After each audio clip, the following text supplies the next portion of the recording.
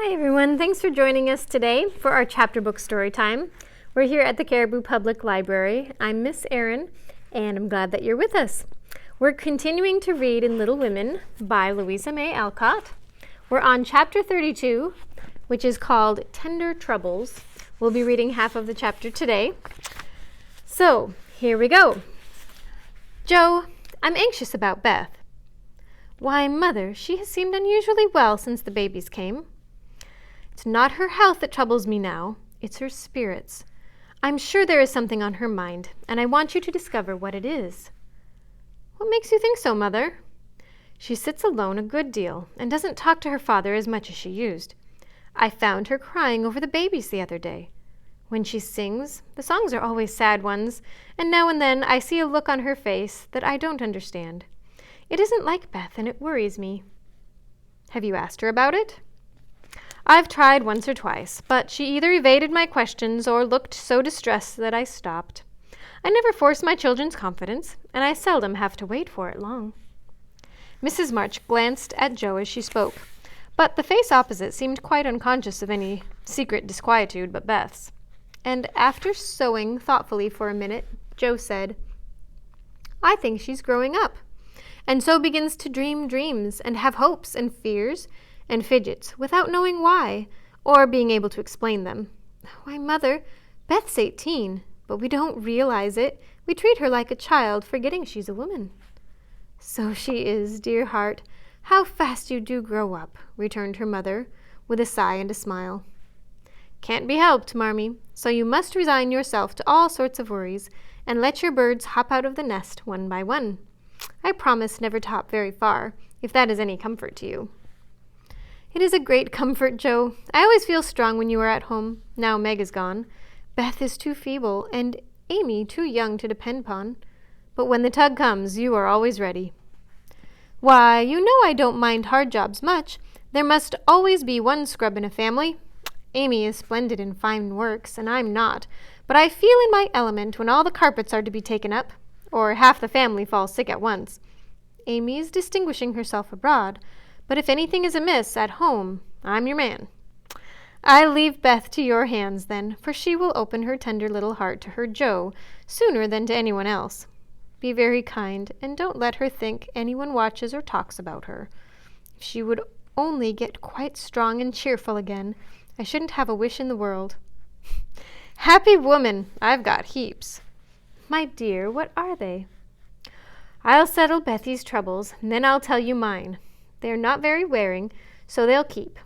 And Joe stitched away with a wise nod, which set her mother's heart at rest about her, for the present at least.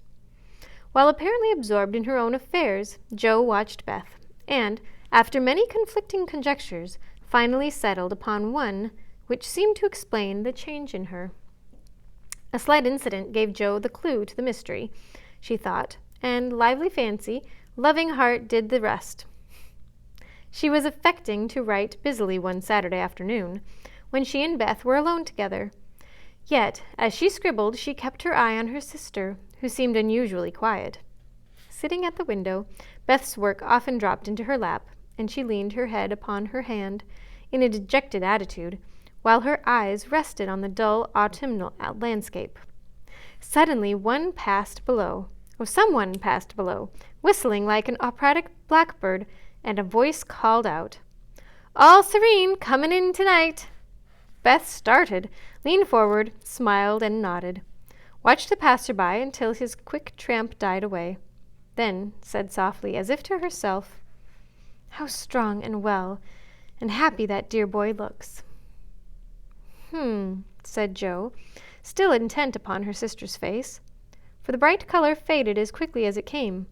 The smile vanished, and presently a tear lay shining on the window ledge. Beth whisked it off and glanced apprehensively at Joe, but she was scratching away at a tremendous rate, apparently engrossed in Olympia's oath. The instant Beth turned, Joe began to watch her again, saw Beth's hand go quietly to her eyes more than once, and, in her half-averted face, read a tender sorrow that made her own eyes fill. Fearing to betray herself, she slipped away, murmuring something about needing more paper. Mercy on me, Beth, loves Laurie," she said, sitting down in her own room, pale with the shock of the discovery which she believed she had just made. "I never dreamt of such a thing.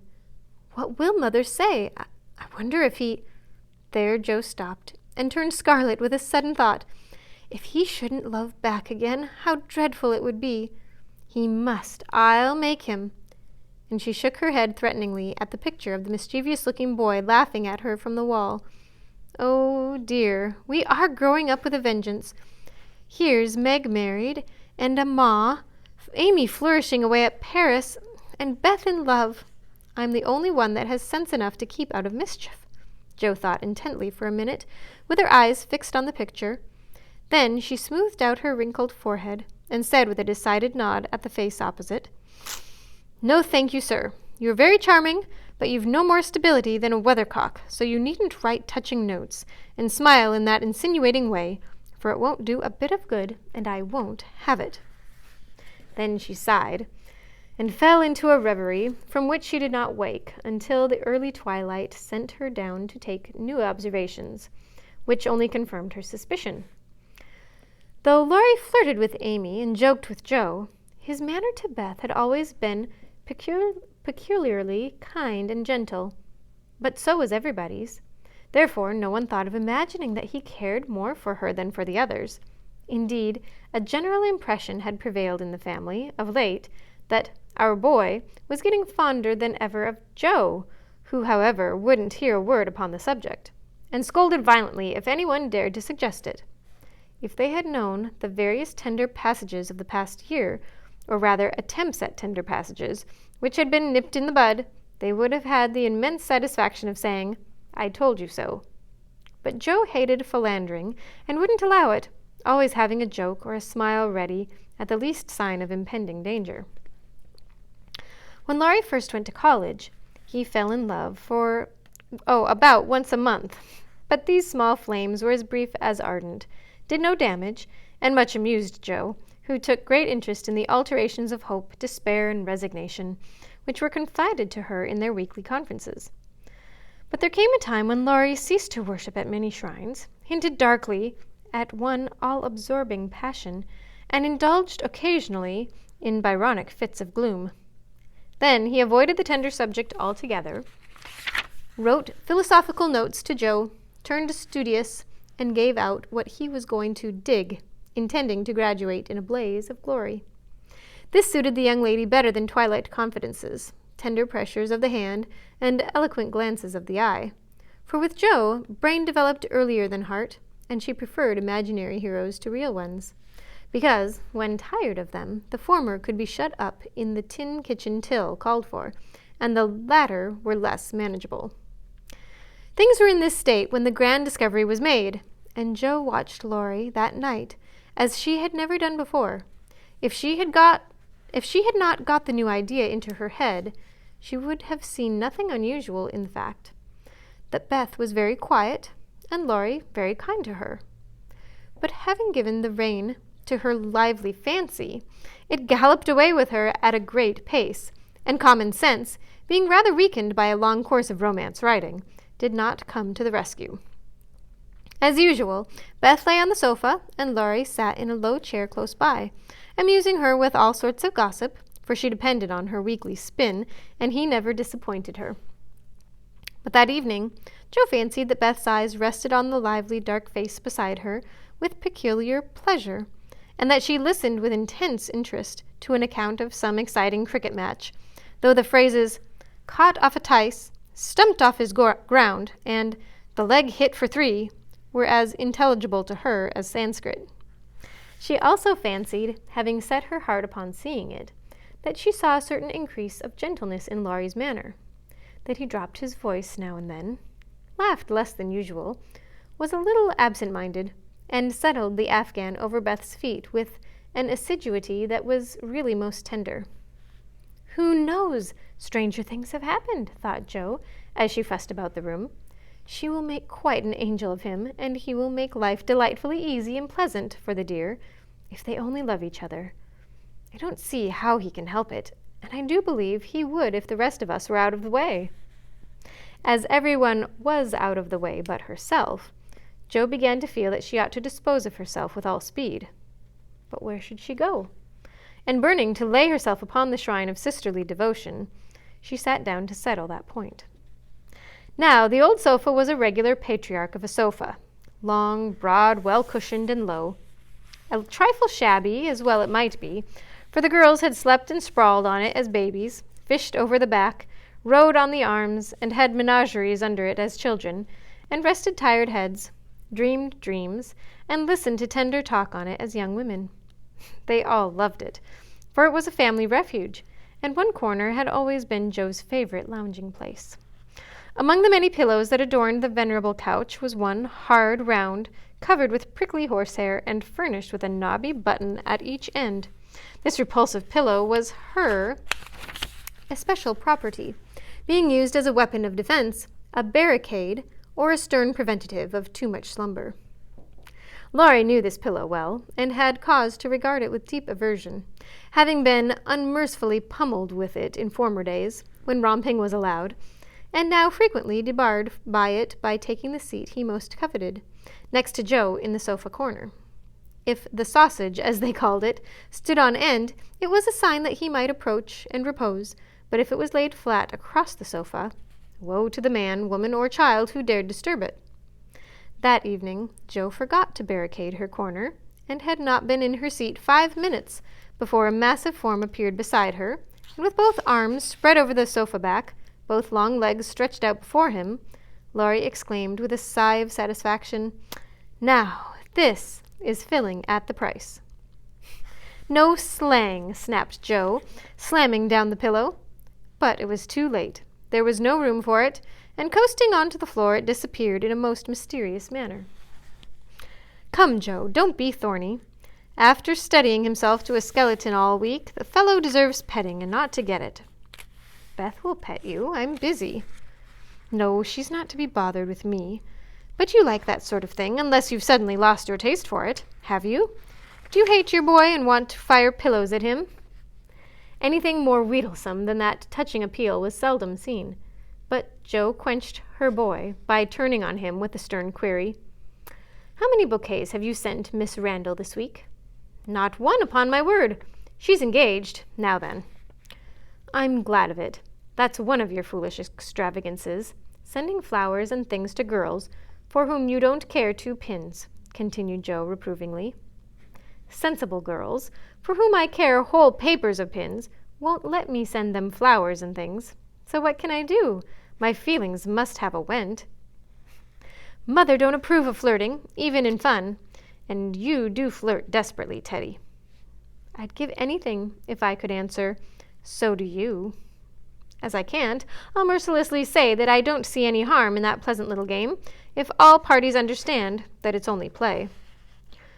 "Well, it does look pleasant, but I can't learn how it's done. I've tried, because one feels awkward in company, not to do so as everybody else is doing. But I don't seem to get on," said Jo, forgetting to play mentor. "Take lessons of Amy. She has a regular talent for it." "Yes, she does it prettily, and never seems to go too far. I suppose it's natural to some people to please without trying, and others to always say and do the wrong thing in the wrong place. I'm glad you can't flirt. It's really refreshing to see a sensible, straightforward girl who can be jolly and kind without making a fool of herself. Between ourselves, Jo, some of the girls I know really do go on at such a rate I'm ashamed of them. They don't mean any harm, I'm sure, but if they knew how we fellows talked about them afterwards, they'd mend their ways, I fancy." They do the same, and as their tongues are the sharpest, you fellows get the worst of it, for you are as silly as they, every bit. If you behaved properly, they would, but knowing you like their nonsense, they keep it up, and then you blame them." "Much you know about it, ma'am," said Laurie, with a superior tone. "We don't like romps and flirts, though we may act as if we did sometimes. The pretty, modest girls are never talked about, except respectfully, among gentlemen. Bless your innocent soul, if you could be in my place for a month, you'd see things that would astonish you a trifle. Upon my word, when I see one of those harum-scarum girls, I always want to say with our friend Cock Robin, 'Out upon you, fie upon you, bold-faced jig!'" It was impossible to help laughing at the funny conflict between Laurie's chivalrous reluctance to speak ill of womankind and his very natural dislike of the unfeminine folly of which fashionable society showed him many samples. Joe knew that young Lawrence was regarded as a most eligible parti by worldly mammas, and was much smiled upon by their daughters, and flattered enough by ladies of all ages to make a coxcomb of him. So she watched him rather jealously, fearing he would be spoiled, and rejoiced more than she confessed to find that he still believed in modest girls. Returning suddenly to her admonitory tone, she said, dropping her voice, "If you must have a went, Teddy, go and devote yourself to one of the pretty, modest girls whom you do respect, and not waste your time with the silly ones." "You really advise it?" And Laurie looked at her with an odd mixture of anxiety and merriment in his face. "Yes, I do, but you'd better wait until you are through college, on the whole, and be fitting yourself for the place meantime. You're not half good enough for, well, whoever the modest girl may be." And Joe looked a little queer likewise, for a name had almost escaped her. "That I'm not," acquiesced Laurie, with an expression of humility quite new to him, as he dropped his eyes and absently wound Joe's apron tassel round his finger. "Mercy on this will never do," thought Joe, adding aloud, "Go and sing for me. I'm dying for some music, and always like yours." "I'd rather stay here, thank you." "Well, you can't. There isn't room. Go and make yourself useful, since you are too big to be ornamental. I thought you hated to be tied to a woman's apron string," retorted Joe, quoting certain rebellious words of his own. "Ah, that depends on who wears the apron," and Laurie gave an audacious tweak at the tassel. "Are you going?" demanded Joe, diving for the pillow. He fled at once, and the minute it was well up with the bonnets of Bonnie Dundee, she slipped away, to return no more until the young gentleman had departed in high dudgeon. That's where we're going to end for today. So what do you think? Joe and Laurie? What is Laurie thinking? Who is he interested in? We'll continue on next time. Bye for now.